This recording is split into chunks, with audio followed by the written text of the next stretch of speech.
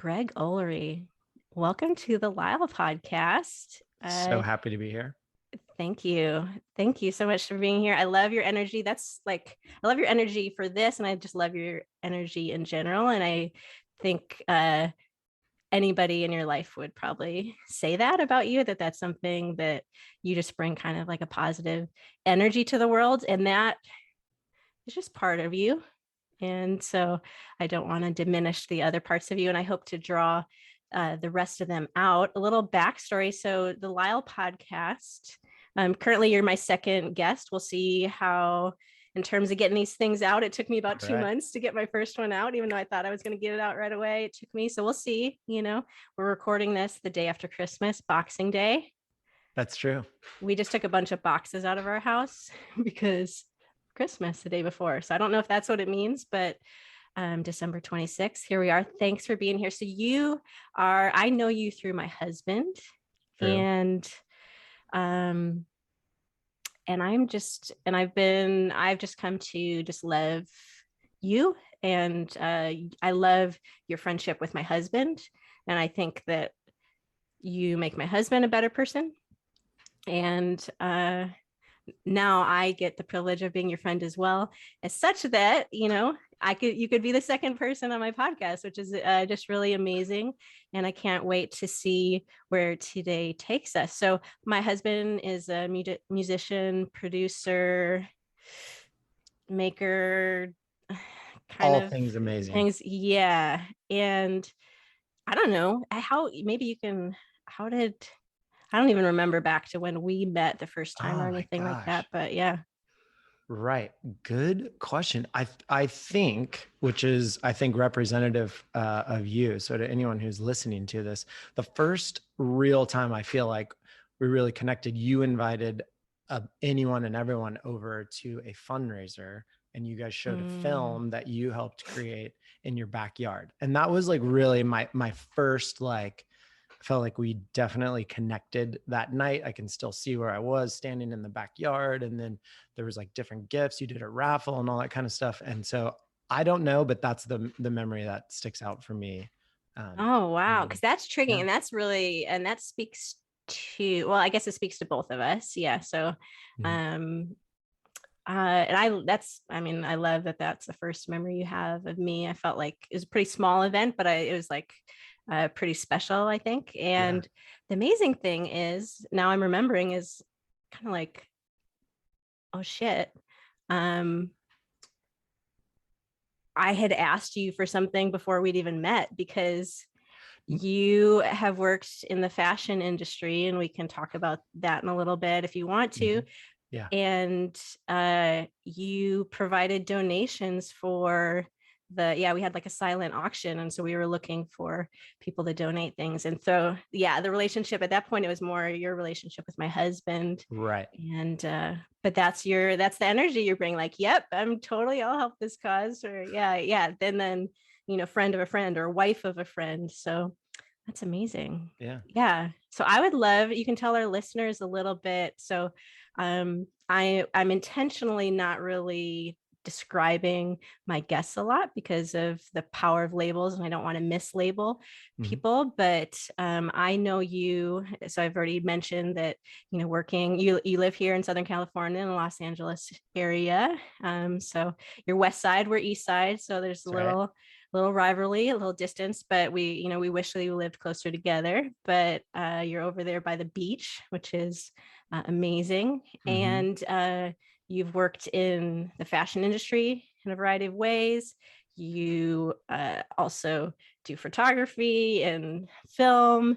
And if people can see those guitars up on the wall a little bit hiding behind your mic, definite musician. And that is how I think you met my husband. So can you tell, how would you describe your work and vocation?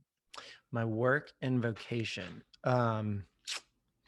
I would say that, yes, I do have a background, I would say, in like fashion or photography or film and whatnot. But over the last 2 years since the pandemic, one of my, best friends in the world and partner in crime, Joe, we started a creative agency that's called the Eyes Agency. So I feel like we're like equal parts small business owners and then equal parts potentially like creative freelancers. I think most people understand the concept of like freelancing. So every day it's something totally different that I get to work on with Joe. And that could be anything from a photo shoot to creating some sort of book or building a website or doing some kind of design, like apparel design or whatnot. But I'd say that would be my vocation in a nutshell, I think. Yeah. Mm-hmm. So Yeah.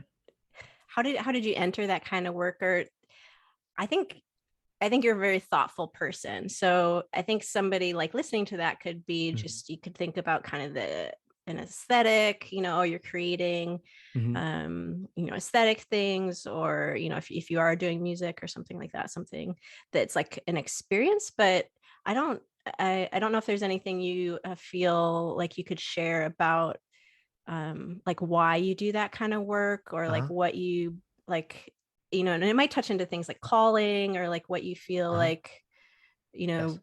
know how you're made, and then how that relates to the kind of work that you do, and like what's your kind of special sauce that you bring that's kind Mm-hmm. of unique about you, or it, and that might just feel too much to say unique about you, but just I'm hoping, yeah, if there's anything that you want to share, because I know you are a very thoughtful, a very deep person, and I'd love to hear more about that.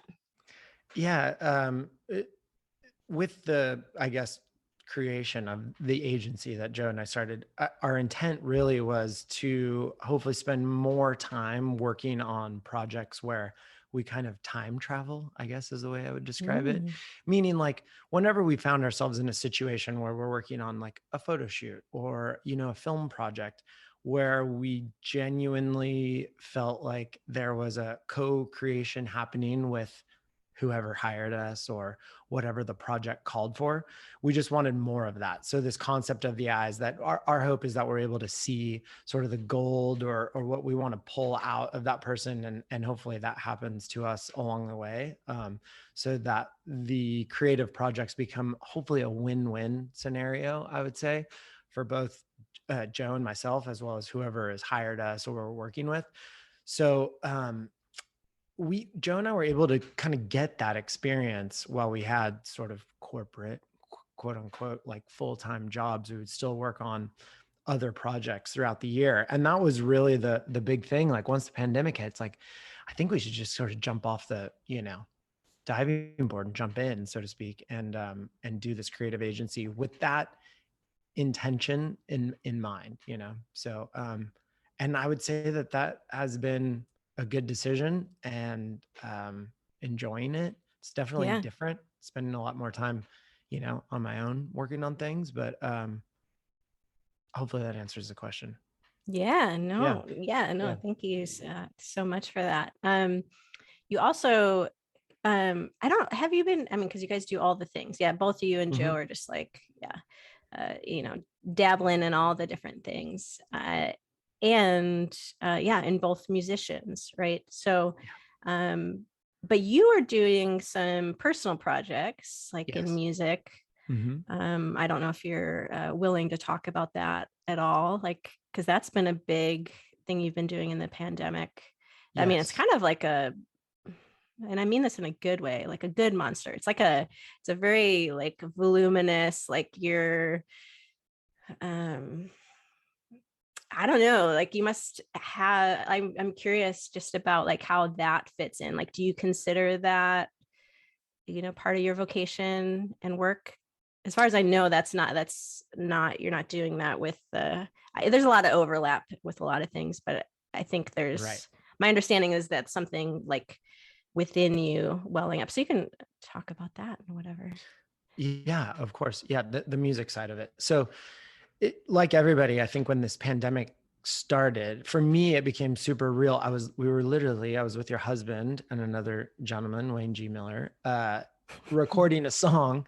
And I'll never forget, it was the first day where I was like, oh my gosh, this is actually happening. Like the world will never be the same again. I felt that. And we went to Guitar Center to buy like a harmonica in the right key. And then when we got back, we were like, I don't know. I mean, that's probably the worst place you could go at the start of Yeah. a pandemic, to buy a A nice harmonica box or store. Yeah, yeah, drums. yeah. Something with Yeah, something everybody else would right. come in like, Right.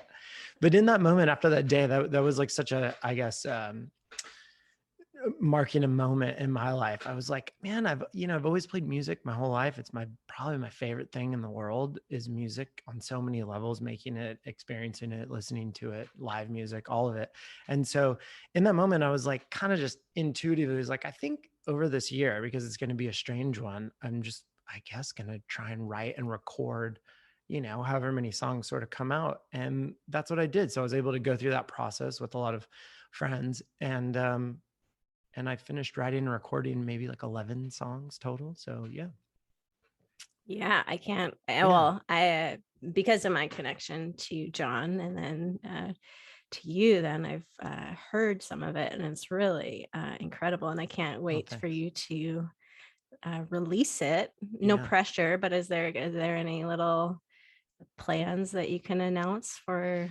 Oh, when it's gonna come out, Because you're I do doing, yeah, because you're not. doing, website and video projects related Right. to it. You have Right. I have other questions. I'll stop with that one so I don't. My hope would be ASAP. There's 2 bits of like creative sort of content that I'm working on currently. So once those 2 things are done, then I feel like I'm ready to let the balloon go off into the air wherever it may All travel to. right. Yeah. Okay. I'm really excited about that because I think even within that, is there because you're somebody that, because we go to museums together. That's Not right. the 3 of us, and then we'll add in other special guests and friends on various, which we need to get back onto it now that museums are back open. We kind of have some where we've talked, but we got to lock in some dates for doing that again. But so how I've experienced you a bit is I can see that there's similarities in how our brain works, but then our brains like work fairly different. Like how I find you to approach art very conceptually, and I'm much more like a documentarian at heart, where I like kind of receive and try to interpret it and not manipulate it as much. But I've experienced you, it seems to have like a concept. I know you were really into like Dutch Yeah. is impressionism, is that the right word? No. It was Realism. Yeah. What is it? It's Dutch something. Yeah. It's like, but anyway, so that right. Yes, I was into that for a moment. Still life. So taking these paintings, which are, isn't necessarily like a new thing, and then using those as like an inspiration for photography. Yeah. Mm-hmm. Yes. Is there a concept to your album that's forthcoming? Or is it kind of individual songs, or is there like an overlying concept to it? There is a bit of an overlying, and you don't have to underlying share anything you don't concept. want to, because you haven't released No, it. I don't so mind. I don't No, want to. Yeah, I'm so appreciative that you're even interested in asking a question. I'm like very that. interested. So the working title is called Weltschmerz, and anyone who's German is probably cringing because I totally probably butchered how you say that. Weltschmerz. So world weariness. Yeah. Weary. And yeah. World yeah, weary. so we don't have that.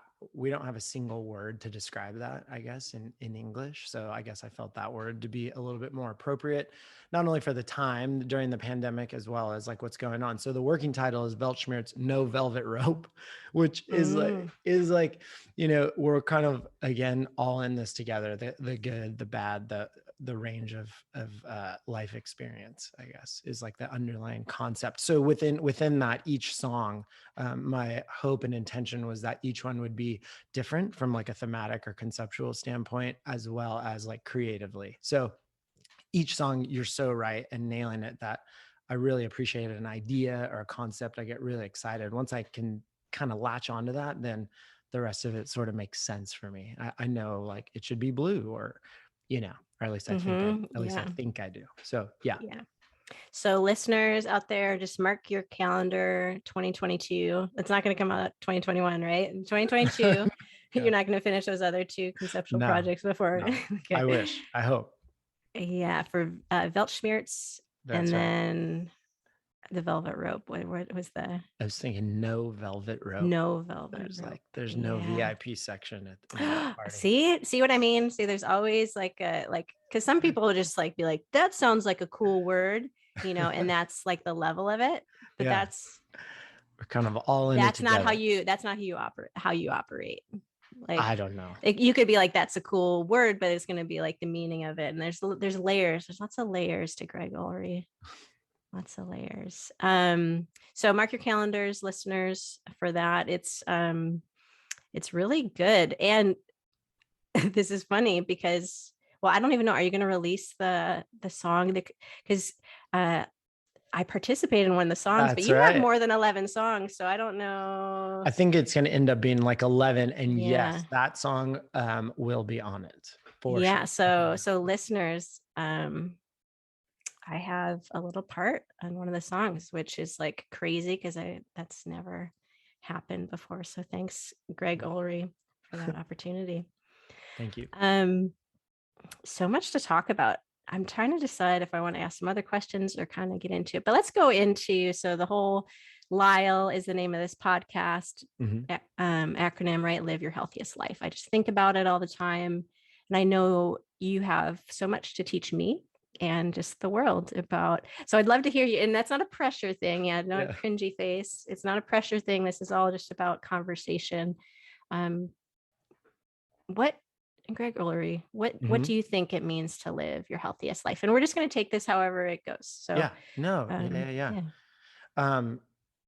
thank you for asking that question, because I took you basically sent me the 4 questions or whatnot, and it's Christmas break, so I had some time to think about it. So where I sort of started with, I say, the question of like, what's it like to live my healthiest life? I literally started at square one and was like, well, what is the definition of health?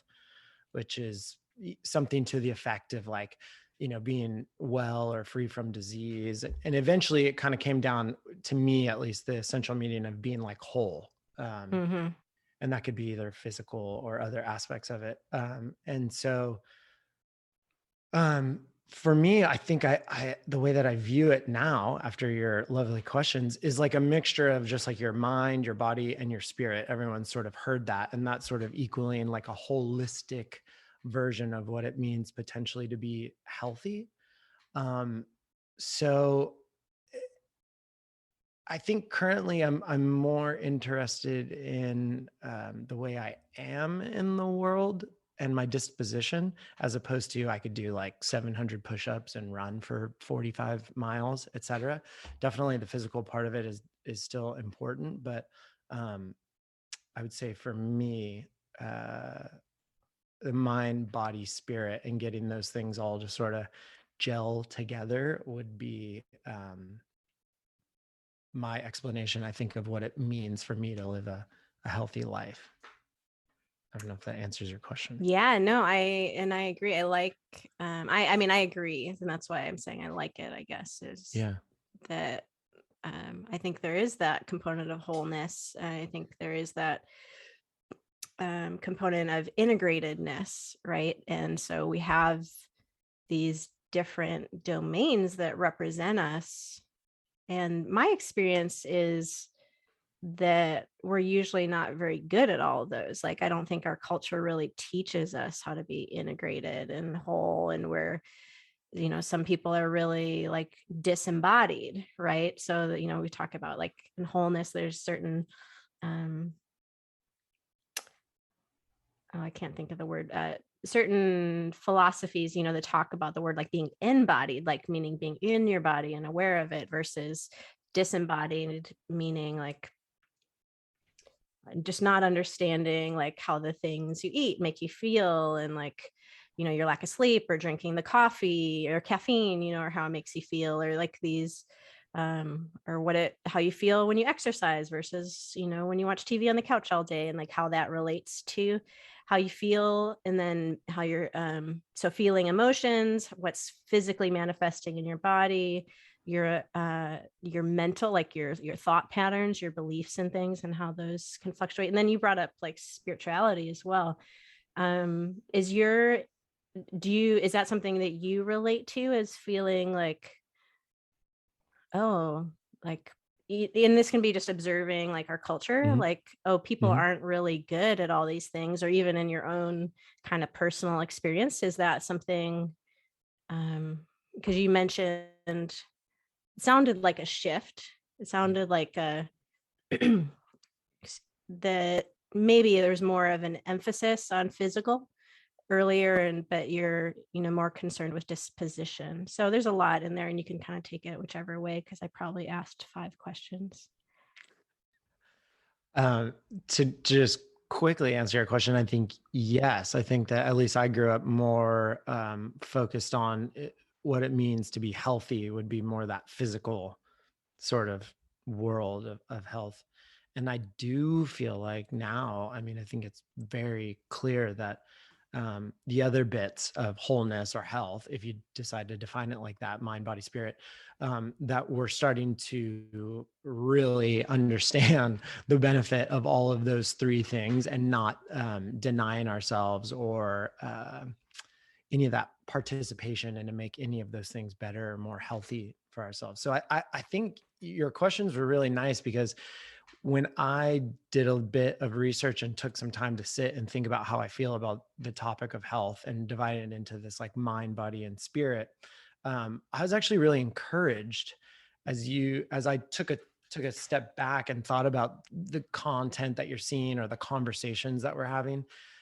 I've been really encouraged, where it seems like we're starting to be a little bit more fair balanced in thinking and participating in different things that help us be more healthy in our mind, in our body, and in our spirit. So I've actually left feeling really encouraged after thinking about the questions that you asked, where I think even maybe a month ago, I wouldn't have felt that way. Oh, interesting. Yeah. Well, I'm glad for that, a side effect for you being here on the podcast. And just and considering those questions, or just considering health and what that looks like. So I'm working on being a listener, and as I do this means I'm slower with generating the questions. No. You were saying about how, oh God, this is going to take growth here. You're saying about how you've been encouraged recently. Yes. Like there's been, like, as you thought about it, can you share more of what? Like what were those things that you're observing? Like what is Greg seeing in the world that's encouraging? Because I'm sure other people would be encouraged to know that too, because this is literally kind of dark times, of the winter and dark nights and colder and all those kind of things, and just 3rd wave or however many waves of the pandemic. But I would love to hear more about like what's encouraging you, what happened. Yeah, I think as I thought about these questions, it's like there's just, I think a really tangible answer would be the conversation that you've set up today, right? I know that in years past, I wouldn't have listened to content like this or really been engaged. I think 8 years ago, 7 years ago, it was more like what movie or what kind of, what Netflix show was going on. And then all of a sudden it's like, at least living in the United States, it's like all our dirty laundry got thrown out the door for everyone to see or out the window. And then, having conversations around that and growing. And I think being able to observe just the topics of conversation, at least living in Venice Beach, California, which I know is probably a bubble for the rest of the world, but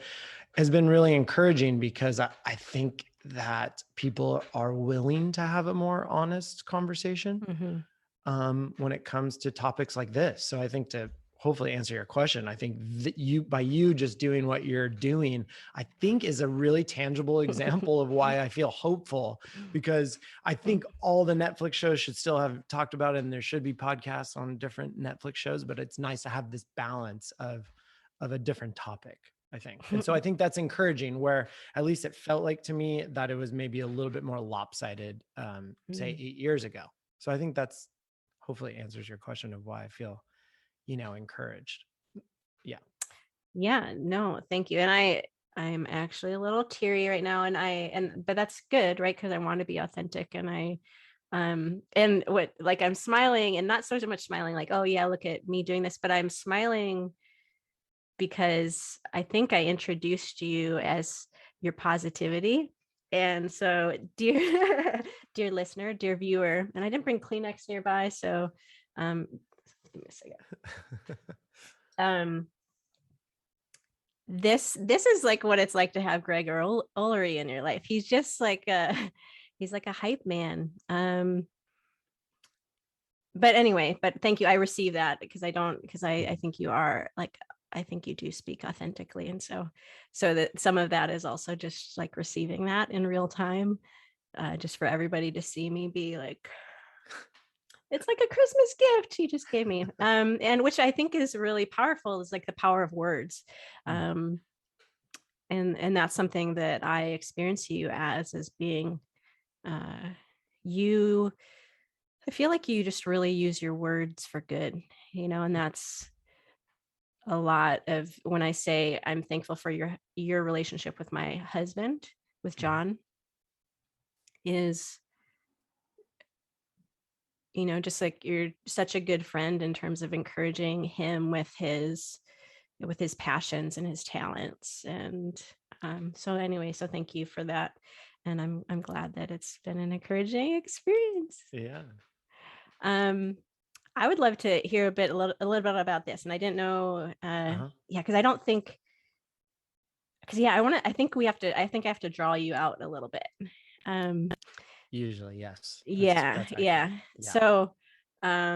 So those of you, if you try to find Ullery, oh my goodness, it's the first time we've met. If you try to look for Greg Ullery on social medias, you're not going to find him. And we've never had a chat about this. So I don't know the story, because if you're not on social media, that is a very intentional thing. And I would love to hear why, because I think I struggle with social media, because it's addictive, and the things, and I know so many do. I was just at a solstice event last week, and one of the women shared, like, one of the things she wants to leave behind is like her addiction to Instagram, and like the things that it makes her feel. And so I have like an admiration for you, because I don't think you view yourself this way. I don't think you view yourself um uh as being like a person of influence, or as being like a wise person, or even being like a healthy person. I don't think you view yourself that way, but I think you have so much to offer. And if I can, I'm going to try not to, but I'll likely butcher this Richard Rohr kind of quote. Okay. We'll bring Richie into the conversation. Like okay. So he says, butchering, commencing, he says that the greatest form of like protest is non-participation. So you're not on social media being like, we need to do it this way, and telling other people. You're just not, so if we met in that fundraiser, that's 2015. So a little math, that's like 6 years, at least, that I've known you. And I've not known you to be, have you always not been on social media? Yeah. I'd love to hear some of Yes. why you're not on there. Like, what's the thought process? What's going on? What's your experience? I hope that the answer isn't too like, much of a letdown, but my personality, I think it was like, I was super late to get like a cell phone. Why? I have no idea. I'm like, I don't want to be in more contact with my parents, knowing where I'm at or whatever it may be. So I've always been a bit like averse to, I guess when I really reflect on it, it's like, I'm feeling like I'm going to be trapped or whatnot. But when it comes to social media, generally speaking, I'm so impressed by it. I mean, Facebook, it's like, gosh, I miss out talking to people that I would love to talk to probably in high school. For whatever reason, I just never signed up. I missed that initial college, sign up on Facebook. Instagram, same thing. I mean, gosh, there's like nothing you can't find on Instagram that is, potentially good or bad for you. But like mainly, in my line of work, there's so many creative, incredible things on there. And I think a bit of it is just that's who I am. I don't think there's any like intention set. But then with say something like an Instagram, it's like, man, I can like lose just hours off my life because you could get into somebody who makes this type of pickup for a guitar and then like literally 4 hours go missing. I know everyone has this experience, but I think that's mainly the other element that I was always aware of. I didn't want to all of a sudden be like Wally on some chair where I got like the screen in front of my face because I can easily do that easily. So I don't know if that answers your question. I think it's just equal parts me being probably lazy or checked out. And then, maybe 10% of it is like, I know that, that could be a bad path for me. Yeah. Yeah. So I hear like wisdom in that just like you just kind of knew right away and you've persisted, so it's not just like, oh, I missed it, but like everybody did it and you still didn't. Yeah. But and just you have just like a humility about it, right? You're just like, I don't know, this is just like who I am. There's just like yeah. So what is life like not being on social media? How do you connect to people? How do you know what's going on? You must just be like, just have no friends and everything, right? Because I think that's part of so that's hyperbole, right? And that's right. I'm saying that like tongue in cheek because I think so many people dream of what you've done. Like, and they couldn't have, you can't go back and change it, but they're like, why can't I cancel right now? Why can't I do it? And I think there's like FOMO, and do you feel, like what's life like? I'll just say it that way. Yeah. I don't know. I think when I think about it, I think a lot of it probably has to do with just like me. I tend to be like, okay, spending time by myself, et cetera, so I might be a little bit more geared to like not desiring to be like connected all the time. I would definitely classify myself as like an introvert. So I think that plays a big part of it is like, gosh, if I got to go to the party and talk to a bunch of people, I'm like always plotting my exit, so to speak. So I think that feeling for me is very similar when it comes to social media. It'll just be like kind of draining. I don't get like energy from checking out all these things. So yeah, again, I think it's a bit of a letdown of an answer, but I think it's just more that's how I'm wired, where that like sucks the life out of me. Or I find something that I love and then I'll just go like deep down that rabbit hole for 4 hours on really random guitar pickups or whatever it may be, a lens or something, totally nerdy. So, yeah. Yeah. And full of passion, right? You're just like passionate about things and you're passionate about a lot of things, right? Yeah. I think you have like a passion for life. And so that, I don't know about you. So introvert to introvert. I guess there's a couple things I could say here. I think I maybe lost the first one, so I'll go with the one that I'm remembering. Is pandemic life has taught me that I'm way more introverted than I thought I was. And so there's parts of like the rest and I would not describe the pandemic as restful for me at all. As like an educator, as somebody in healthcare, those are not good professions to feel like the pandemic is like, oh, good, I can be at home and do these, like not have to deal with the people I don't want to see. Like I still had to do like all those kind of things, but I learned that about myself. So pandemic, I would just describe as overall just hard, but there's been that gift of learning that how introverted that I am. Like, I don't know has there been any change or did you already know you were that introverted and I think the big learning for me is I feel like I knew for sure that my whole life I wouldn't Mm, have maybe used that descriptor like introverted mhm. until, gosh, probably, I don't know, at the end of college maybe. But I think the one thing I did learn from the pandemic is how much I appreciate being around people. Yeah. That, for my whole life, I was always like, want to be a part of whatever it is. I'm excited about whatever it may be. But I definitely knew that like, okay, once I was done, I'm kind of like done. You know what I mean? I needed Yeah. to like be by myself. Where Yeah. what I learned during the pandemic was like, gosh, I think I put a little too much importance on, being by myself is really what I like and my happy place, so to speak. Mhm. And it really kind of isn't. I think being in like an office environment around people and all that kind of stuff, I really understood the value of that, which I think a lot of people did as well during the pandemic. But that was definitely a lesson to be learned by me. Yeah. Yes, I feel that as well, as an introvert. So I was sharing like one side of the coin. The other side of the coin, like probably like my biggest, oh, it's up there. I don't want to say like, favorite or what at worst is always the hardest when you like rank it, but Hmm. a very big challenge for the pandemic has just been like the lack of being able to be close to people Right. that I love. So that's just like a great pain of the pandemic. Um, I think the other thing is came back to me that I wanted to say about uh, being introverted. Oh shoot, it's like hard for me to hold these things in my head. Um, and this time, like I have a little notepad to like There we write go. little things, and I didn't write it down because I'm still learning how to like write it down, and uh, it's fine. Yeah. We'll keep moving because it's Okay. not important if it didn't come back.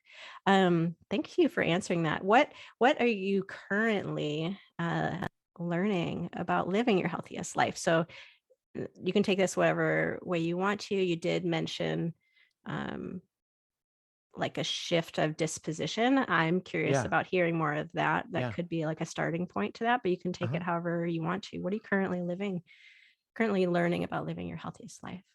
I think when you sent me that question and I had time to like think about it, I sort of thought about like, okay, and I'll throw this out there and then you tell me which direction you think is a good place to go. But I like define the word health. I was like, okay, whole, Mhm. great. I think it's comprised of potentially these things for me, your mind, body, and spirit. And over the last like 2 years, I would say I've been um, trying to learn more about different concepts. And so when it came to the mind, I feel like I've been trying to learn like beginner's mind, Mm. as well as like non-dual thinking. Those two things for like my mental health has been something that I've been trying to do. With my body, I would say sleep was definitely a topic that I kind of dug into, that I didn't really think too much about previously. Um, Surfing, something that came up because that just like has been with me my entire life. And then when it came to like spiritual matters, like meaning and purpose in life, as well as music, were the things. So when you asked me that question, those six topics were the things that I think stuck out over the last 2 years of, what am I learning or how am I living my healthiest life? And what would I want someone to know, that I potentially could share and be helpful? Kind of ended up coming to those sort of six topics broken down. So Look at I that don't know. organization. And so I did make note to write those down because I would Okay. not be able to hold that in there. I would Yeah. appreciate it, Yeah. but then to have like a Yeah. flowing conversation about it that other people maybe want to listen to. So you led off with beginner's mind and Yes. non-dual thinking. Now, these are things that I have exposure to, but maybe Uh-huh. not all our listeners do. Like, what can you share a little bit of? Let's get into these things now. Yeah. So we got a rundown. Thank you. Now we got their outline, and let's Okay. get into it. So, Okay. like, what are you learning about beginner's mind, and and kind of define it a little bit of what Hmm. it means for you. You can give your understanding of the definition you want, or you can just jump right into what that means for you. Yeah. It's completely fine too. Well, I think on the topic of beginner's mind, the first time that it actually made sense to me, I heard someone say, like, once I took the approach in my job or life or whatever it was that like everyone or everything is my teacher, I feel like I instantly got it. It was practical. In my previous job, it would go from meeting to meeting. You're in a lot of people or around a lot of people with a lot of opinions, and there's a lot of talk. And there's like, I guess it could potentially be defined as like a stressful situation at times. Right. And so once someone shared that like everyone is my teacher and I took that approach, um it just totally changed my life, my work life, originally, in the Mm-hmm. sense that it helped me not label things too quickly. It helped me not like it helped me to observe things a bit. So I would say like beginner's mind, I think has been around since the beginning of time. I think, in Japanese culture or Zen Buddhism, there's the word like Shoshin or something that literally means beginner's mind, which it's like, okay, you don't want to label or judge things too quickly. And even if you're at, say, like an advanced at, like, say, someone like John at, playing instruments, it's like still approaching whatever you're doing as if you're a beginner, even if you're advanced. The benefit of that, I think, is very tangible and very helpful in leading, for me personally, a little bit more of a healthy life because I'm a little bit more even keel. The Mm. flip side of that for me, though, is that I can tend to observe potentially too much in a scenario where then I'm not like participating. So, like life, it's Mm. full of just like, whatever you want to call it, dichotomies, or, it's like the cookie tastes good, but it's not great for you. It's like, yeah, you want to be maybe observing or approach it with a beginner's mind. But then for me, I'm like, I don't want to be so far removed or not say something. I'm not participating in it. So, my hope with all of these things was that I would share this and it would be helpful for somebody. So for me, it's been like such a valuable lesson of approaching Mm-hmm. anything with a beginner's mind, like slower to talk, definitely listen more and not make up my mind so quick. It's such basic things, like try to see something from somebody else's shoes is, you know, my intention. So yeah, that would be a little bit of like Yeah. my thought on that. Yeah. Yeah, thank you. Wilmer, my dog, and um recently our relationship has deepened and I view him, yeah, as like a teacher to me now. Like I still, he's a pack animal, so I'm still like alpha in order to have a well-behaved dog, but like I look to him now as to teach me versus just like, oh, I'm the boss, do this, like Mm, behave, like, but like listening to him. And I think, I see God in him, and I see he teaches me just so much about love and loyalty and positivity. I mean, just you think kind of typical dog persona. Um, but yeah, the love, just like unconditional love. Like he's mhm. just, there's no better representation of like unconditional love for me than Wilmer. Um, I, can I can you, I can yeah, attest to that. Yeah, because he'll jump like fully in your lap and like lay down. Yeah. So yeah, I can. he's a cuddler. He's a Yeah. cuddler. What uh what is there something that you can think of right now that is like new? Because I in terms of your beginner's mind, is there something in your like routines, or you kind of mentioned specific with work previously? Is there something, like are you out on a walk and you're seeing the birds differently? Or you say like what's something that's kind of fresh for you as you practice that beginner's mind that's taking you to new places? Completely. I think on the more particular level, I think even just like eating a meal, like enjoying a meal, like really trying to, something as simple as like tasting each bite, right? Or if I do go on a walk, trying to just notice and like take everything in and not take the ordinary things for granted, I would say has Mm-hmm. proved to make my life, I would say, just a little bit more enjoyable, really, on Mm-hmm. the selfish level. I think on the Mm-hmm. more conceptual level, just trying to look at, things that I previously thought or really Mm-hmm. believed in, and then viewing the opposite thinking and not Mm-hmm. being like, turned off by that or defensive about it, but more just open to, well, there's a reason why that the other side of the coin, is the way that it is. So, I don't know if that answers your question, but I think with beginner's mind, it could be something as simple as like, taking notice of your surroundings, not taking it for granted. That could be a meal. That could be a person that you see every day that at one point you're not going to see again, and so really, really approaching that situation as it's fresh and new every time and not taking things for granted, or even conceptually of just things that you believe in, really approaching what you really think is true with a beginner's mind, I think has helped me see some things where I'm like, oh, whoa, gosh, yeah, I don't know if that's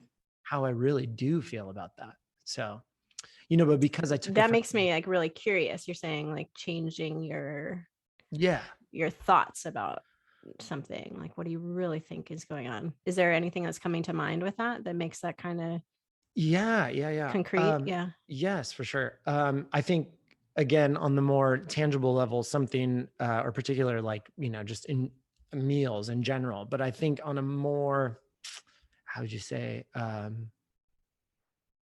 on a more societal level, I've really thought a lot about just like our justice system and like how I am in the world. And I think our system in America, at least, is like this retributive system, like where it's like all about retribution. And then thinking about it from a different way, where different approaches are like a restorative, say, situation. So here in America, it's like, okay, it's sort of tit for tat. You did this is the punishment, you get hit on the hand. Whereas thinking about that in a different way could yield, I think personally, like better results. So I think right now it's sort of like a win-lose situation. Whereas like, what's wrong with like a win-win situation where if on the topic of, say, like justice, and I did like take a few notes, like for instance, like, retributive justice is more focused on like the crime defined as like a violation against the state, where like in restorative justice, that approach is more just like, say, between you and I, and reconciling that difference. It's less about process. It's more about like conversation and getting at, what does restitution mean? If I hit your car, like, how am I going to make that right? As opposed to whatever the process may be. It's more about right relationships and less about being punished for what. Right. Yeah. You did something wrong and now you need to suffer in perpetuity versus, gosh, why did you do that? What was going on with you that, caused you to do it? Again, how can you make that right? Okay, well, if it's a car, then, maybe it's like a financial situation, but maybe if there's a scenario where the car, you were actually an aggressor and intentionally hit somebody. So then it's not just paying for the car, but there's also probably like what's going on inside of that person. Like, and then what hurts are there that there is causing them to act out. So to make that right relationship then is right to help that person who did the harm, right, grow and change and probably be more whole, right? Like what we're saying, like to help them be like healthier, like to be, I love that you bring that up.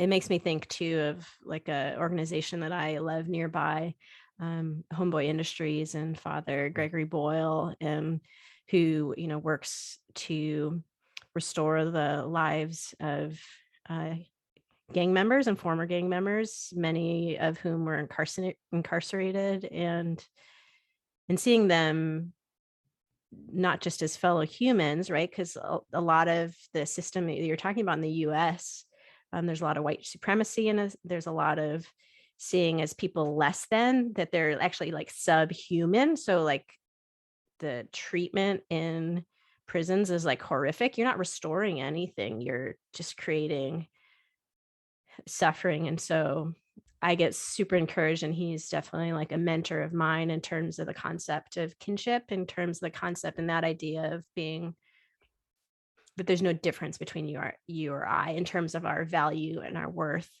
and divinity and like love and like the source of life and all that. And so feeling connected, and to your point about, if we bring it back to that beginner's mind of how you defined it as like everybody can teach you or everything can teach you.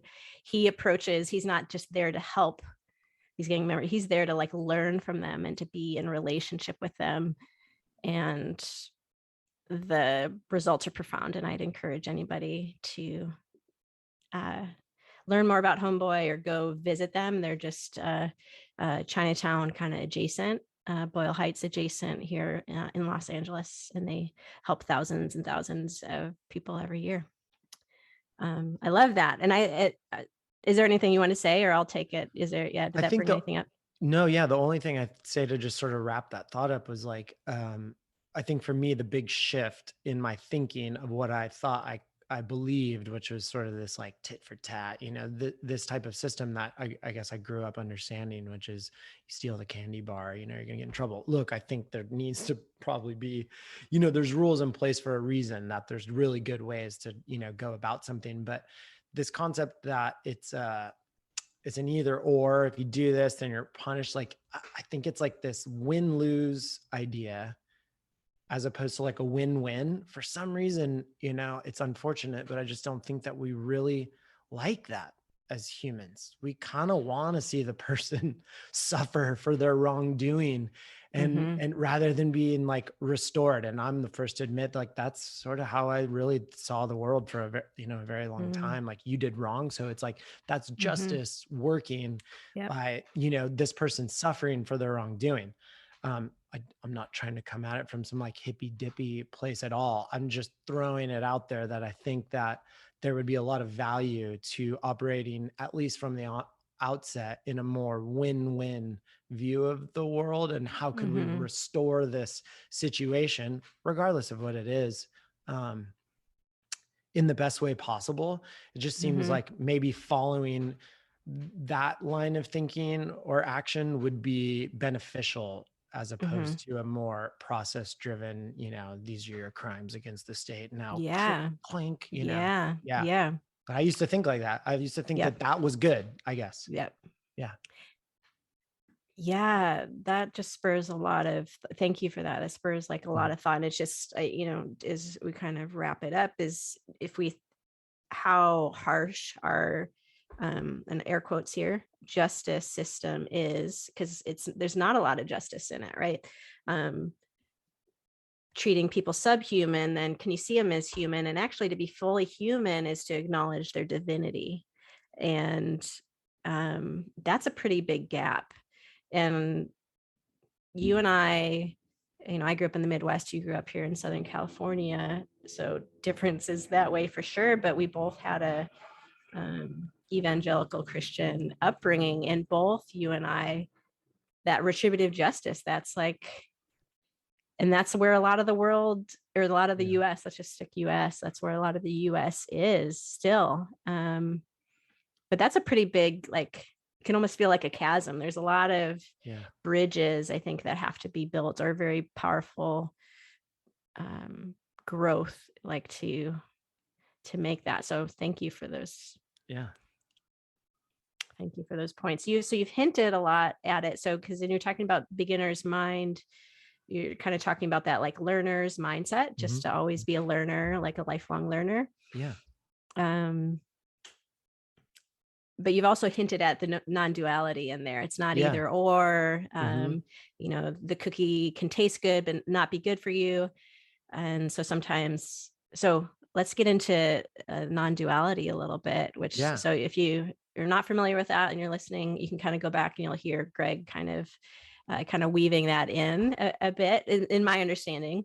But like, let's go into that a little bit, because I definitely went through a lot of my life. I'm just in my early 40s. I went through a lot of my life in dualistic thinking, right, wrong. I'm trying to be right. Don't want to be wrong. The worst thing you can be is wrong, and kind of just going through the world that way. So I already kind of giving a little bit of my definition there, but I'd love to hear when you think of like non-duality, and I'd love to hear you talk more about that in light of what you're currently kind of learning about that. Yeah.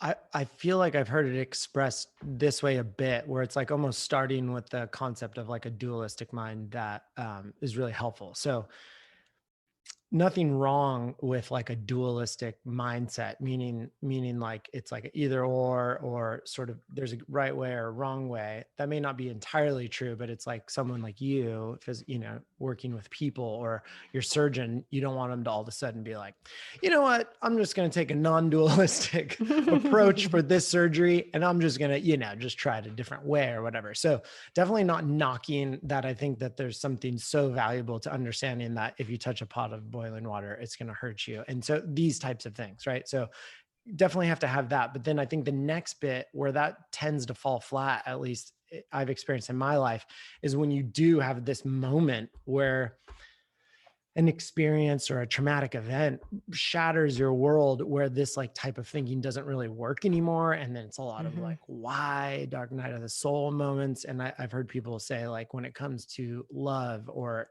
immense suffering in your life, or a death of a loved one, this is where that type of thinking doesn't really tend to be the type of thinking. Dualistic thinking doesn't tend to be that helpful. So again, I think in a non-dualistic thinking way, it just sort of leaves things open a bit more. And it's very like hard for me to describe, but I would say it's definitely like non-ego driven. I'd say it's a bit more calm approach to something, and not closing down and already judging whatever that experience was and labeling it and putting it in a box, but rather than being open to, well, what does that, say, event or that experience have to, I guess comes back to teach me, or what am I missing, or what can I learn from this moment? And then I think it can get a bit more black and white, where dualistic thinking can be like, nope, that's wrong. Nope, that's right. A little more tit for tat, either or. But I don't know if that's helpful in the way that I mean, feel free to describe that one. We're just having a conversation. So yeah, we're going to practice non-dualism, and it's not going to be right or wrong, right? Or helpful or unhelpful. Yeah. But I think we're seeing that in society. I think in like culture, I think we're definitely like seeing a lot of that, where conversations like this are happening more and more often. And that's really encouraging. I think we're starting to hopefully see that we're not just like othering other people. We're starting to be more open to different ways of life, what different belief systems and all that kind of stuff. You can still hold on to what you believe is true. You just don't have to maybe knock somebody for thinking the opposite, I guess. Yeah. Then I think that's related to, I think I've got to go Richard Rohr here again. He talks about when you stop othering, like when you stop, so this is the Elle version of what he would say, when you stop othering, I don't think he ever says othering, but when you stop othering and you start seeing your shared humanity, the world, and to do that, like your view of God has to change, right? Like it can't be like a punitive kind of God that's like, oh, you sin, therefore, like, right. That if you, it's related to believing that the world is generative, that there's love, that there's enough in the world. I think they're all kind of related. And when you do that, so you talked about things being more open, that the world starts to be a safe place. Whereas I think a lot of people navigate through the world feeling really scared. I have distinct memories from, I'm just going to say I was 20, meeting with a mentor, as I wasn't quite yet in PT school yet. I was still thinking about it. I was still an undergrad. I'd had injuries as a high school player, met the PT. I'll just say PT. It wasn't technically a PT, but I'll just say that for simplicity's sake. And I've shadowed him for a day, and then so we already had a relationship, right? Because he'd helped me through these injuries, and we're sitting and talking after he's done seeing patients and clients, and he's just like, yeah, what are you going to do? There's so many possibilities. And I'm just sitting there like the chair at armrest. And I was like gripping the armrest for dear life, because my view of the world, again, I was very like right, wrong, either or. I wanted to do the right thing and make the right decision. And so it felt really scary, right? Because that's what my view of God and my worldview kind of set me up for. And now with the growth that's happened in my life, the world is so expansive. But then that was scary. If you introduced like, oh, the world's so big and open, it's like, because it wasn't safe. And I had to, Right. but what a transition. Then it's exciting. And then it's like much more freeing and participatory, like you mentioned earlier. Participation is like a big thing for me. Yeah. Anything else about non-duality? And I think, again, hopefully it's an encouragement, but I think even, the people that actually know what they're talking about on these subjects, right. Yeah. like yeah. I've been really influenced by, say, like Ken Wilber does that integral theory, or Don Beck, I think is his name, or Claire Graves, that came up with this notion of spiral dynamics, that just like evolution is you can literally plot and see, awareness or consciousness progressing or evolving. And I think that's another big one, that when we think of evolution or things evolving, I think oftentimes I look at it through the lens of something material, technology or whatever it may be. But the flip side, I would just encourage anyone is to like look into those authors like Ken Wilber or like spiral dynamics or integral theory, that they've been able to observe and show, how exponentially we're evolving in our awareness and our thinking and like our consciousness, which I think again is a really positive, hopeful thing, Yes, I backed that up 1,000. Yeah. And I'm glad you brought up spiral dynamics. I know very little about it, but the bit that I do know, because I'm yet to read Ken Wilber, or Don Beck, and the third one I'm gonna have to go back. And Claire, did you say Claire? Claire Graves, I believe. Claire Graves. Okay. Yeah. So my introduction has been much more like podcast, because that's kind of like bite-sized people talking about it and representing those people.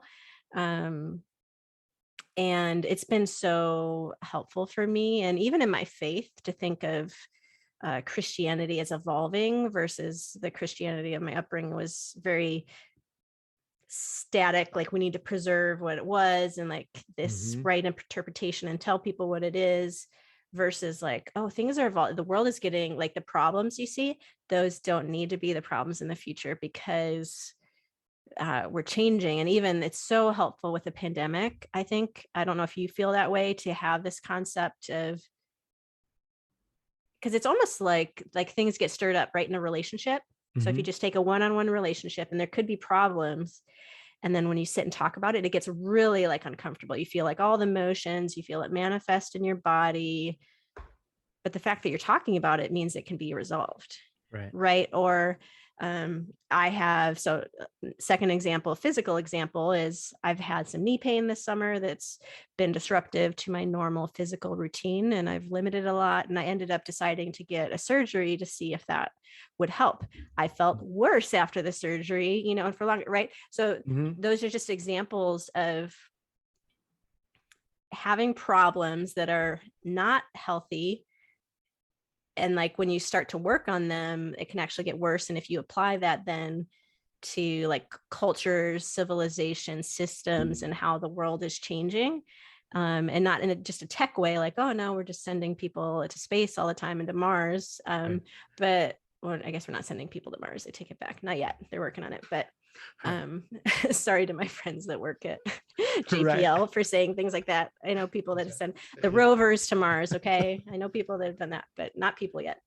But for me, and I don't know if you feel that same way, that having just even the bit that I know of spiral dynamics, and like when I look and I see the disruption in Christianity, when I look and see the disruption, I think like Donald Trump and like what that's brought up, and just even in the pandemic, like that's probably my biggest hurt, has been just how people have not cared for each other, and just have sent a big fu to other people. Like, I'm in this very individualistic, I'm going to do what's right for me. How dare you tell me what to do?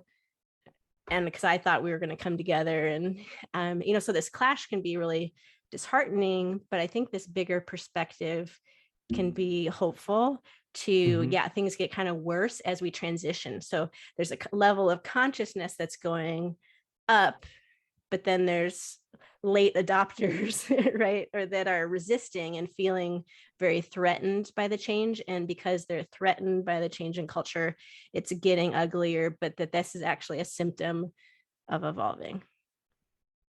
Right. Does that relate to what you're saying about the encouragement, or did you have a different thought about it? No. It definitely does. Definitely does relate to the way that I was thinking about it. I think, I guess with the topic of like spiral dynamics and looking at any kind of collective of people and thoughts and ideas and cultures and how they change, right? Obviously, you're going to have certain people that are early adopters, late adopters to any idea out there in the world. One thing that someone told me that is really helpful is like, I just try to look at myself, view myself from the moon. I just imagine on the moon looking at myself every day. And that's something that, again, was really tangible and helpful for me, because I think it puts it like all into perspective, and it makes my world not so narrow all the time, because my tendency is to get a bit fatalistic. Because once you play out all these scenarios, it's like, well, why even try? I mean, you might as well just go along for the ride. And I don't want to be like that, but I do have a tendency to get like that. So having a wider view, I think is definitely helpful. And I don't know where I was going with that, but I guess we were talking about spiral dynamics and being able to view society. Yeah, you said hope. Yeah, it was related to kind of hope, and because you said that is hope and encouraging. Yes. Which made me think like perspective, right? So it's like, it's really helpful for me to say, like, imagine looking at myself from the moon every day. Cause it gives me a perspective of like, whatever it is that I'm going through, it's like, it's always a process and it's always evolving. I think, I wrote down somewhere, someone who had mentioned, like, if you were looking at all of time, in like 24 hours, like, let's say it was like, all we know of anything that's ever existed in 24 hours, it's like, life kind of showed up maybe 3 hours ago, and like, say that animals or mammals showed up 3 minutes ago, and then eventually Hey Jude was written in like 0.007 seconds ago by the Beatles. So if you're looking at the scale of time, which again is hard to understand because we can't really get our heads around this concept of like deep time, so to speak. That eventually it's going to change, I guess, is the moral. But being motivated by that. I like that. And that might be helpful for somebody. It might be helpful for me. We'll see, of like, having that physical representation of distancing, like being on the moon, observing yourself. Cause I think it's very common to just get really caught up. And I've felt that way. I felt like, oh, I can't get stuff done in the pandemic. Like, I'm just feeling like my energy is low, and like, why can't I do it? Why do I just feel like I need to take a nap or rest, and go to bed early? And then when I look back, I'm like, oh, I am doing these things, but perspective is so important, because we want things like so fast, which I think leads into another topic of sleep, because yes, good. I do think for me, even just that sort of shift in thinking, where you're like right now, like during the pandemic, as well as me, it's the most rest I've had in my entire life. It's like the most sleep I've gotten, all this kind of stuff. And I think that I used to view that as like, I'm being lazy, or I'm not doing enough, I'm not achieving, I'm not succeeding, and whatever it may be. And I think that, the quote that everyone's heard is like, you can sleep when you're dead. I think the spirit of that is amazing, and I love it, but I think that statement might be a little bit more truer. So I did a little bit of like, reading on that topic of sleep, and I hopefully have changed my overall view on it. And I don't view it as being lazy or checking out or any of that stuff, and actually placing value around that. Like, everybody knows that sleep's good for you, and it restores you, and you feel better after you sleep, and you're more even, and all of these types of things, right? And there's the data and the stats to back up all of that. So there's no reason not to believe that, even though it's such a mystery, so to speak. Yeah. But I think the shift is like was a healthy thing for me, not viewing sleep or rest as something where I'm like lazy. It's like, no, it's actually a really healthy, beneficial thing for myself as well as whoever's around me, or even things, I guess, my surroundings. Yeah. Thanks for that transition into that. I identify with that so hard, especially that I'm just always fighting not wanting to be lazy or perceived as lazy. And I can't really think of somebody telling me that I was that, but that's always, this is connecting to me when I said like the lessons of the pandemic of learning how introverted I am and like learning how much rest is. There's been gifts of, because I usually, I've never been diagnosed or anything, but I always experience like a mood depression around this time of year. It's better now because we're just on the other side of the solstice, and then I can be like, the days are getting longer, it's 3 minutes more light, very sensitive to the amount of like daylight. I think because of how I was trying to be productive, I was trying to work out, I was trying to do all these things, and the daylight limited. I can't do a run, or it's not as safe to go run at night after work, whereas in the summer I can work out whenever I want to, before work, middle of the day, after, for example. So I identified that's really hard about like the being lazy. I think that's such a good point. I think a lot of people deal with that. I think our culture is very productivity minded, and so we're brought up in that and not aware of that. So tying that into how my mood has dropped, I didn't have a single symptom of that this year. So last year was like less. It was like a couple months or a couple weeks into, because there's that 6-week period from daylight savings time to winter solstice. And I'm like, oh no, I got to strategize. I got to do all the things. And I still have those habits, like getting out in the sun, in the middle of the day if I can, and, things like that.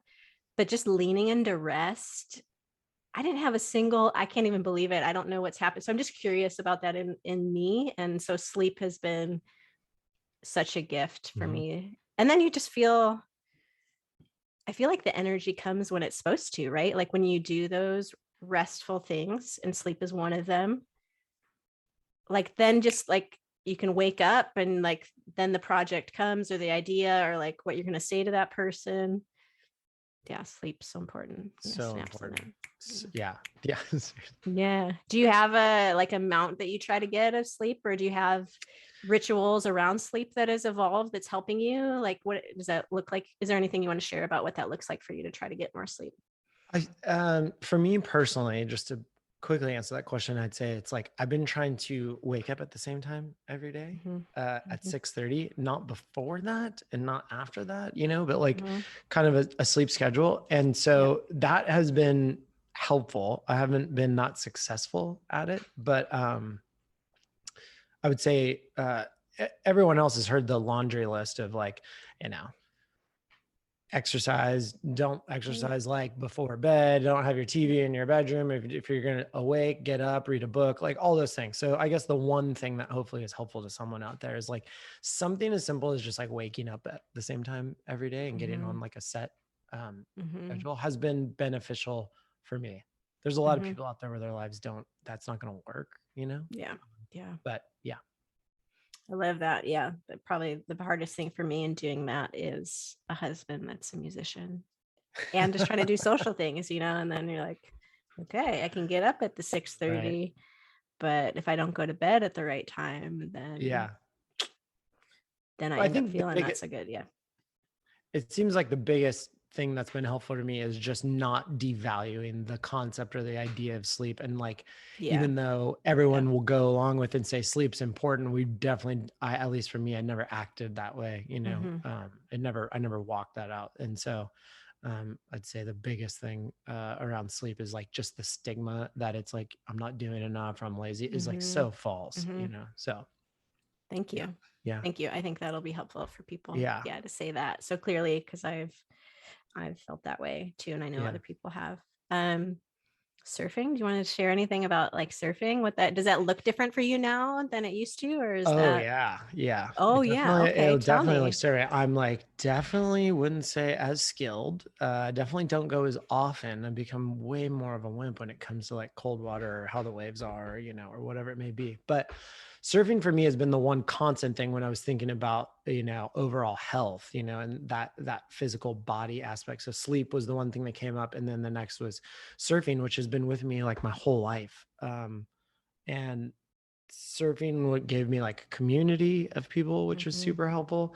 Surfing is something you can do with people, or you can do it with by yourself. Like often people will say that about like yoga. It's such a reset. For me, surfing, like jumping in the water, you're not bringing your phone or any like Mhm. gadgets, so to speak. Mhm. So a lot of the time you're just kind of sitting there floating on your surfboard, letting whatever happen to you, being out in nature, and it's fun, it's playful, you get exercise and all those kinds of things. So something just for me that like, I guess hopefully would be helpful to anyone else that was listening to this in a healthy way is like finding something that like that I think does a full body workout, meaning like physically, but also like mentally and then somehow spiritually, has been such a Mhm. blessing, or a something that I've enjoyed in my entire life. So I could get all Yeah. Yeah. weird and Yeah. conceptual about surfing, how there's no two waves are the same and it's a Well, dance, no, that's what I'm like all thinking those for kinds of myself things. because I But don't think yeah, it is the same as like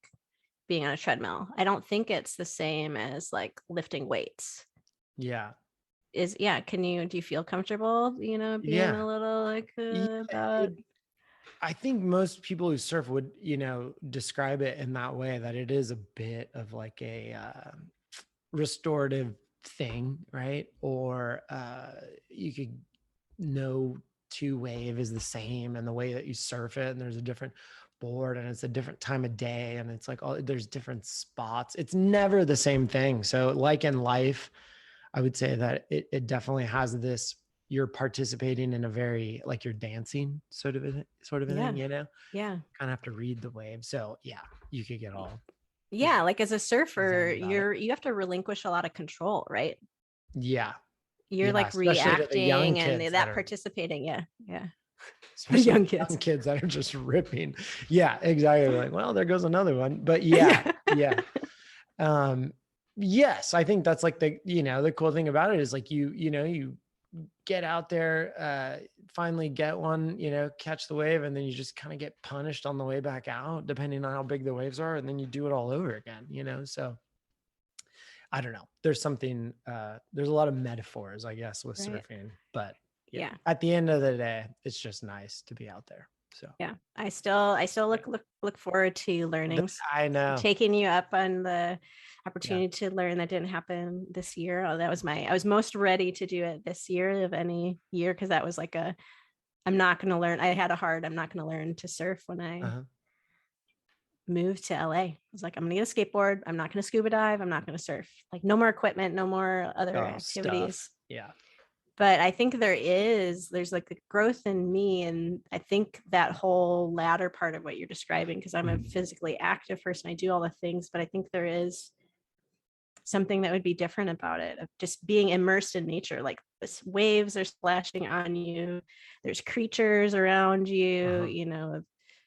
there's some mystery to me of like gravitational pull and the moon and what that does with tides and Oh yeah. just all like Yeah. all the things. And that one movie, The Octopus Teacher, Incredible. really made me like, okay, maybe being in the water could be a discipline. But so Right. rain check, we'll still 2022, maybe that'll be the year that I I learned to like surf it. from Gregory Ullery. Um, you had in terms of like spirituality, you talked about like meaning and purpose. Yeah. Yeah. Yeah. And even looking at that, I'm like, I don't even know what that means. So Yeah. tell me what I, in yeah. terms of healthy life. And so now I can think about, okay, you need to to live your healthiest life, you need to have a sense of meaning and purpose. Maybe, I don't know. Tell me what are your thoughts about that? Yeah. A good friend introduced me to this guy. Viktor Frankl is obviously a Mm, lot of people know about. He's like a mm-hmm, Austrian psychiatrist, philosopher, etc. And I think the basis of a lot of his work was around the topic of like meaning, that what humans are in search of is meaning or purpose, not necessarily like a Freudian way, which is like pleasure, that view of mm, like what motivates human beings. He proposed that humans can kind of endure or make it through anything. And he's got an incredible story. If they have like a sense of meaning or purpose. So I feel like, my aunt used to always say like, do what you love and you'll never work a day in your life. A yes, version of yeah, that. Like yeah, yeah, everyone's right, yeah, heard that. So I think that there is something to that. And a good friend, suggested like, oh, read some things. And so I think that Viktor Frankl has like been nothing but helpful for me.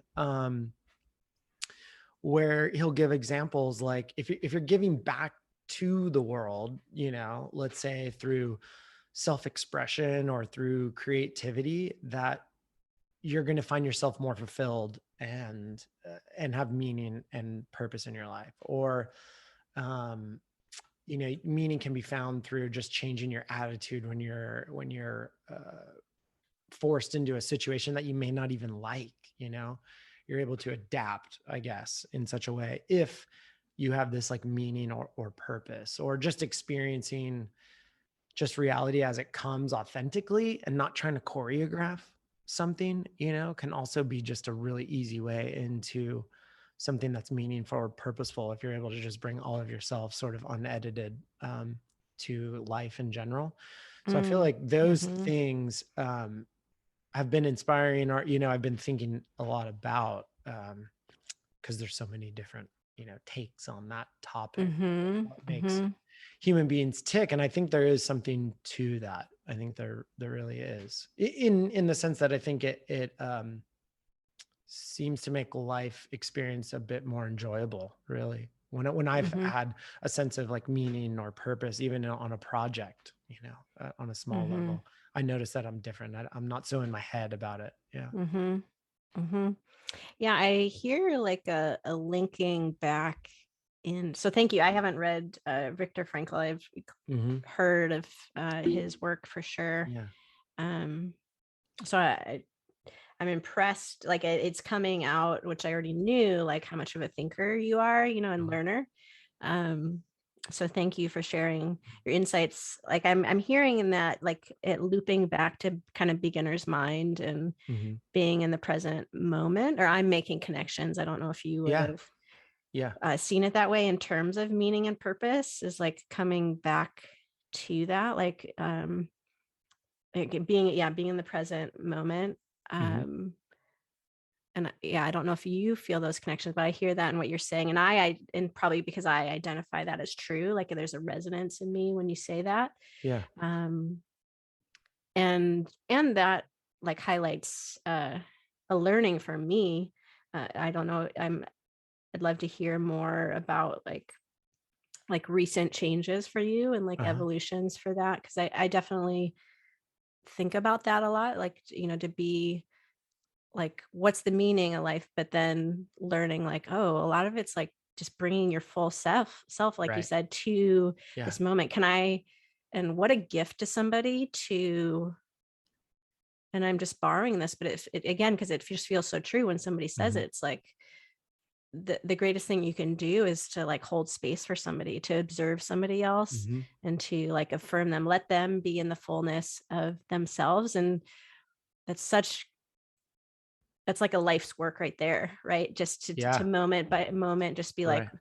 what's happening here? Like, okay, I'm doing this art project. Like, Right. can I listen? People talk about the muse, or so I'm feeling a lot of Yeah. connection about what you said. Yeah. Yeah. I'd say even like what you're doing, right? It's like, I don't know.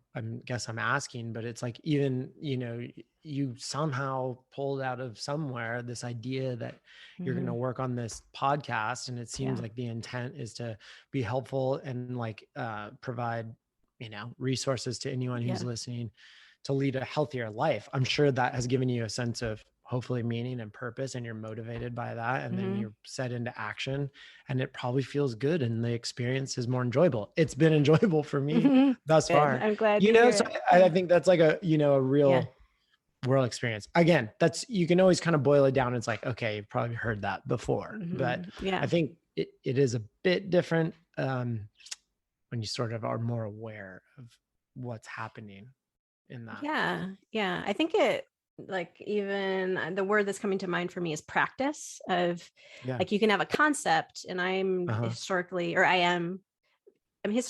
and still now pretty cerebral, but now I'm much Mhm. more trying to be whole and use other, Yeah.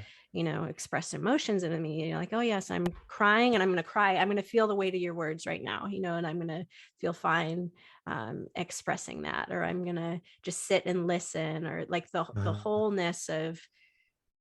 So I'm thinking a little bit of Enneagram right now, which is, so you're talking about like mind, body, spirit. Enneagram kind of breaks into like mind, um, mind, heart center, so kind of our feelings, and then gut.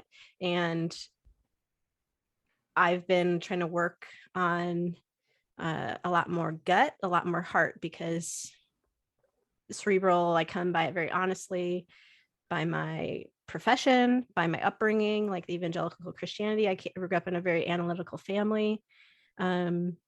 So this experience, so you're exactly right.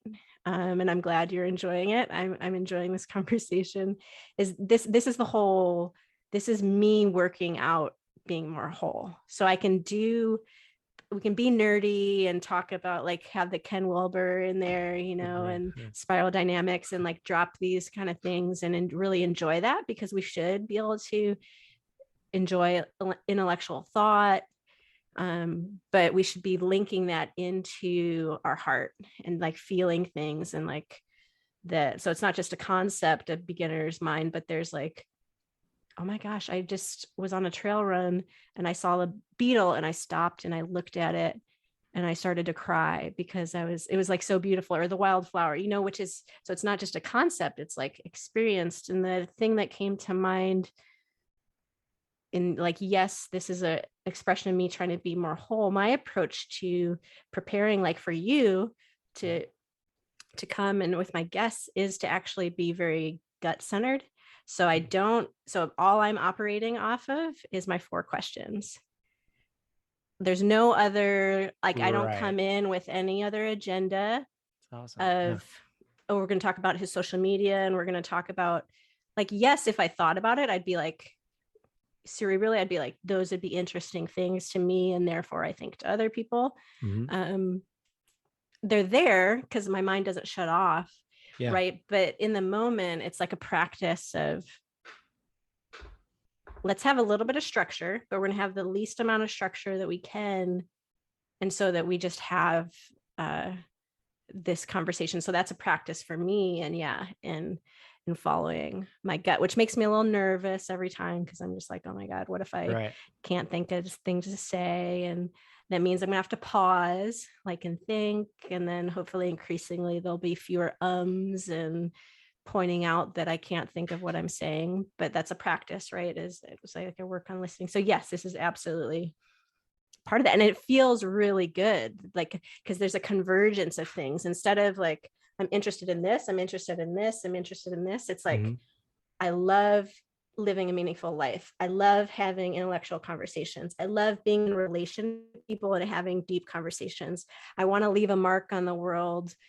I have a lot of interesting people in my life, and so I can't wait for all the conversations with people, like, to draw out the different things. So you're right on the nose with that. So if I stumble or fall, if I hit the ground, made to crawl, if I'm walking out your door, would you do the same or show me more? Hold on, hold on. Your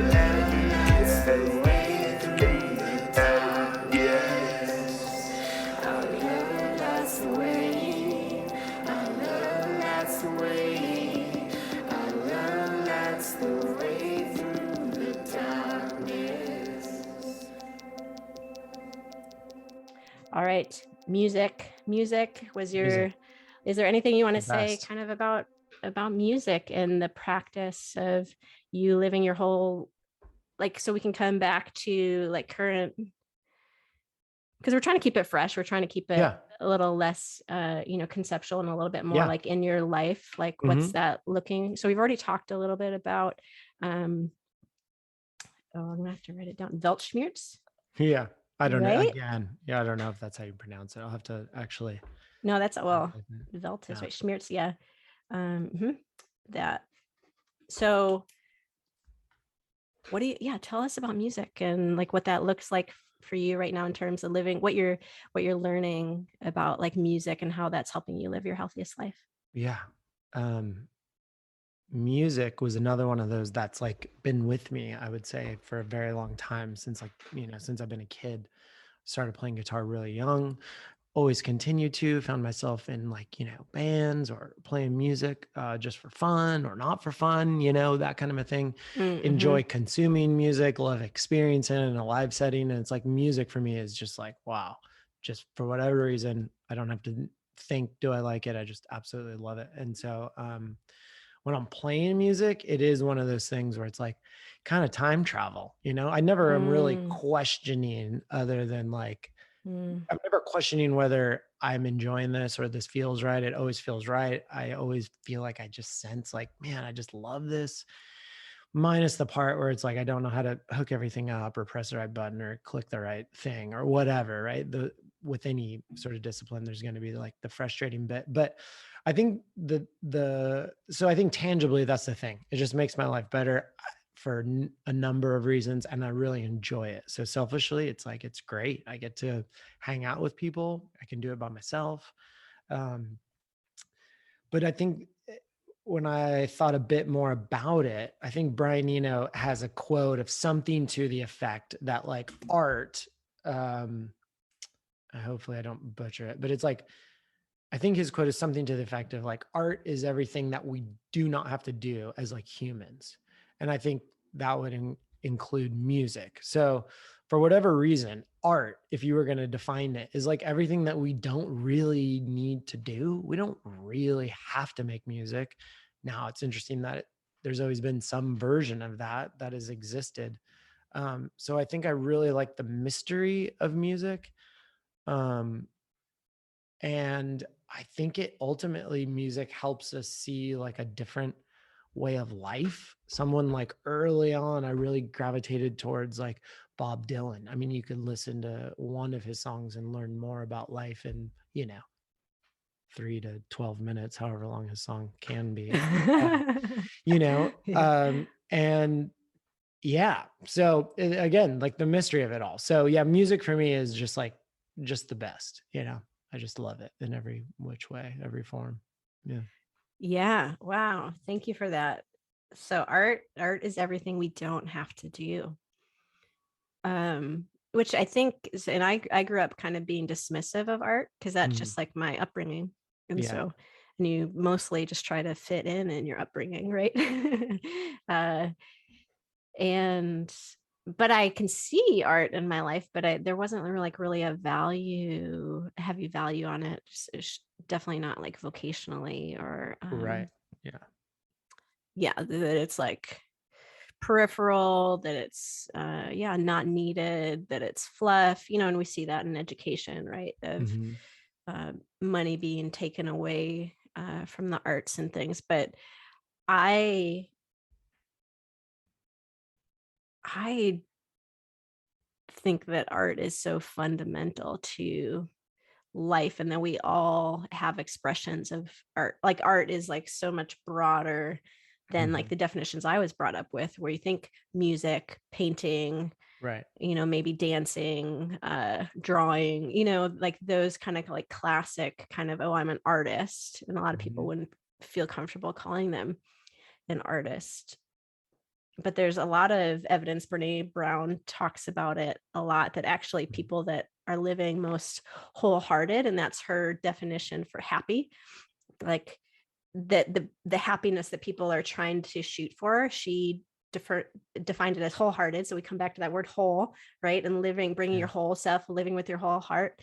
people are doing creative things, which is art, and they're doing it just because we need beauty in our life. And so that's spot on. And I think of myself as like a label that I have for myself is like a beauty seeker. Yeah.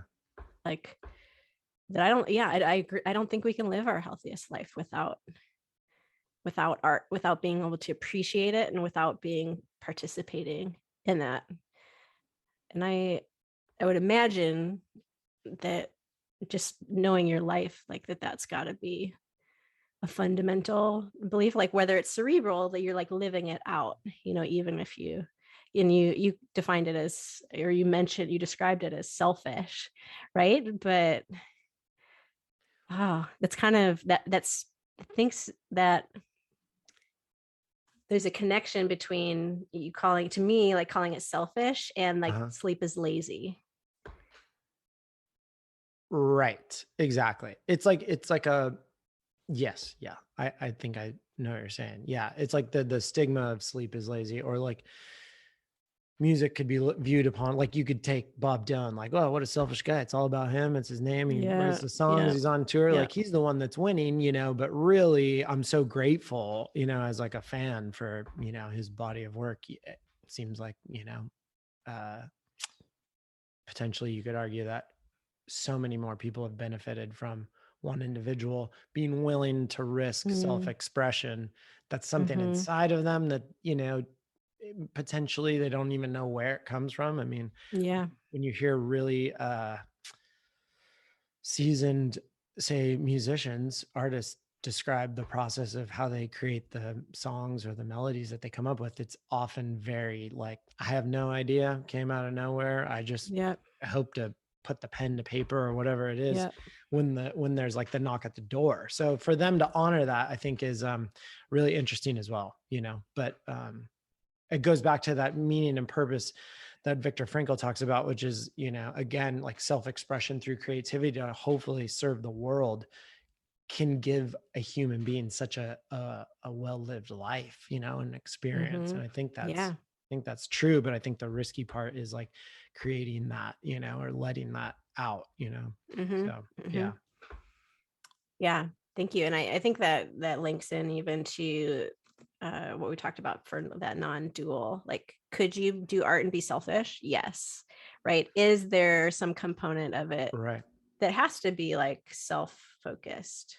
Right. Yes. But there's probably, can there be a both and, that it's for me and it's for other people? Right. And like trying to hold those both in tension. Art is such a mystery, right? And that's why you get all these weird words, like people describing it like flow or the muse or the inspiration, or some people will say that it that it comes from God, or that they have a responsibility. I kind of feel a little bit that way, like that whatever you're entrusted with is like, it's kind of your responsibility to get it out there, and that that's what we need, is like, we need everybody to be creating, like that's diversity, and that's beauty, and then when everybody's doing that, I think you lose like that harshness of criticism, because you realize when you're being really vulnerable and doing things, you realize like what you're talking about with the Bob Dylan, for example, like that risk of self-expression, right? To put a song out there, and then artists talk about that sort of releasing, like once it's out there, it's not yours anymore. And what a mysterious thing. I can't wait to see more. You're very creative. I can't wait to see the art that is going to come out, and I want to see more of the eye projects and things the eye agency is doing. And like shout out so Jason Ruegger and the eyes. So one of the best dudes I know. Right. Yeah. So you guys dropped an album. So my husband plays on that. Wayne G. Miller plays on that. Joe Sadler. That's right. Who are aforementioned. And I think you have some other instrumentalists on there, but that's like kind of the main crew. Am I missing somebody? Just the guy who tickles the ivories. We call him Baryshnikov. but he lives in Portland, or I call him Baryshnikov. But his name is David Gavrishaw. Yeah, David Gavrishaw. Yes. Yeah. Yeah. So that's always remote. I can't wait till you Yeah. guys start doing more live stuff. You guys gotta get a tour, and you guys are working. You guys are releasing singles now for the next project. So That's true. Yeah. There's always just so many projects coming out from you, Greg. It's always so cool. You know, there's stuff that you release out, and there's stuff like the Dutch inspiration, right? Yeah, you did you did actually do that was awesome in Chinatown. You had a whole exhibit, and I love, just coming in and seeing that in your hallway. Is it still up there? I haven't been over in a little bit. Yeah. And then to hear again, the concepts behind it, there's so many layers to it. I just really thank you for allowing us to mine a little bit of the treasure of you, and being willing to share that. As we kind of wrap up today, and you've it's been interlaced through. Is there something you'd like to share? And this could feel possibly like a lot of responsibility, because the question is, what is something you wish people knew more about living their healthiest life? And so that might feel like, oh, who am I? Or it might be, who am I to say that? But I think, if we take that beginner's mindset that we all have things to teach one another, that we all have, I'd love the Greg Ullery bringing it together. What do you, as you observe the world, as you experience the world, because you have, that gives you special insight. I'd love to hear.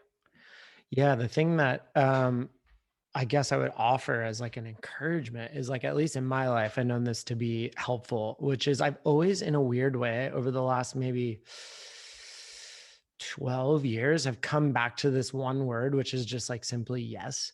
So I think having, again, a disposition, at least for me in the world, where I kind of start with a yes to whatever the scenario, the situation may be, and being open to it. Because that's just not my tendency, to be completely honest. It just sort of isn't, I'd rather not just kind of dip my toe in, or whatever it may be. I think it can go so many different ways. Just that word yes, if you started with that in any situation, is pretty much a loaded sort of word. But I've found that to be extremely helpful in my life. So I'm gonna take that with me as I head into last week of 2021, as I head into 2022. Saying yes to things. And because I think that ties into being in the present moment, instead of why is it not this way? Why is it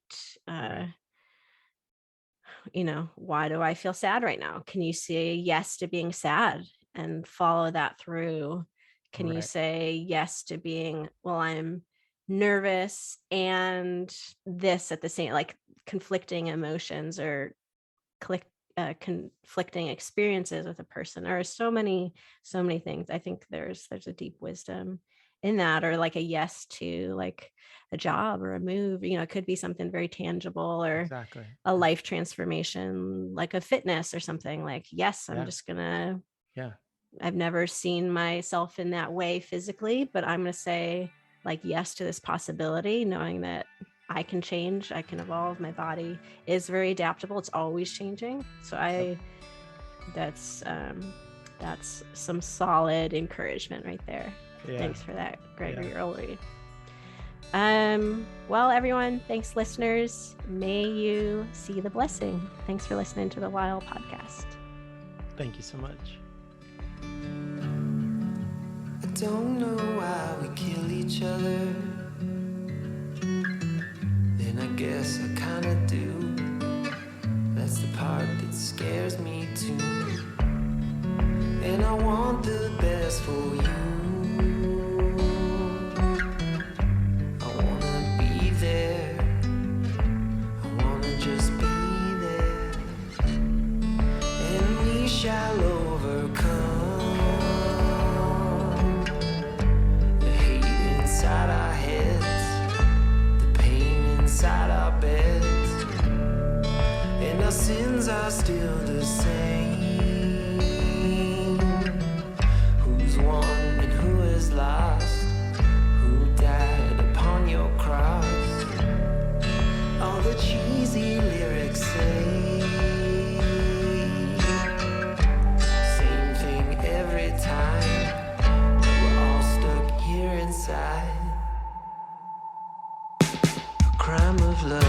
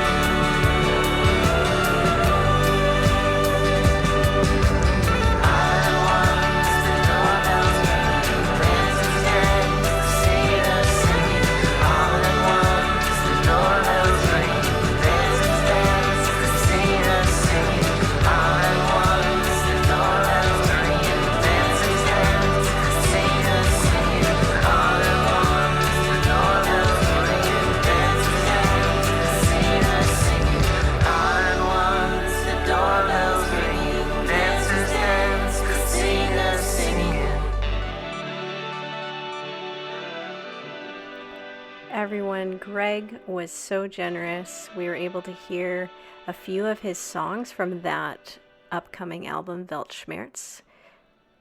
We heard Hold On and Crime of Love. I'd encourage you to look for that, follow him, purchase, buy the merch, listen to the album. It's really well done, super creative. Hope you enjoyed this episode. Look for Gregory Ullery coming up. Thanks for listening to this episode of the LYHL podcast. If you liked what you heard, you can find me on Instagram at the LYHL, as well as YouTube, the internet, www.thelyhl.com. And that's about it. And back here for our next episode of the podcast. Subscribe and leave a nice review if you think it'll be helpful for other people. Only then. Thanks. May you see the blessing.